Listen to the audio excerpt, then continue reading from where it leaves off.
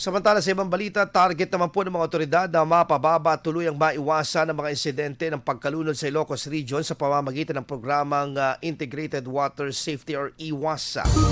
Prioridad ng programa ang mga coastal areas sa rehiyon na madalas nakakapagtala ng kaso ng pagkalunod, partikular na ang mga lalawigan ng Pangasinan at La Union.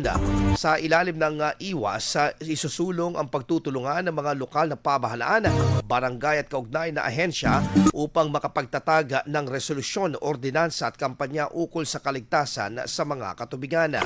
Batay sa datos ng Regional Disaster Risk Reduction and Management Council or RDRRMC Ilocos Region, umabot sa 312 na kaso ng pagkalunod ang naitala mula 2022 hanggang Agosto ng 2025. Pinakamataas dito sa Pangasinan na may 198 na insidente, kasunod ng La Union na may 54 at probinsyang itinuturing na may high-risk areas na para sa ganitong mga insidente.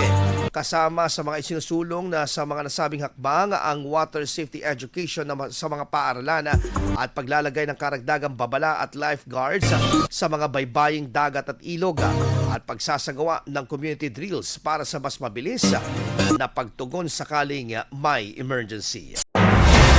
IFM News. IFM News. IFM News.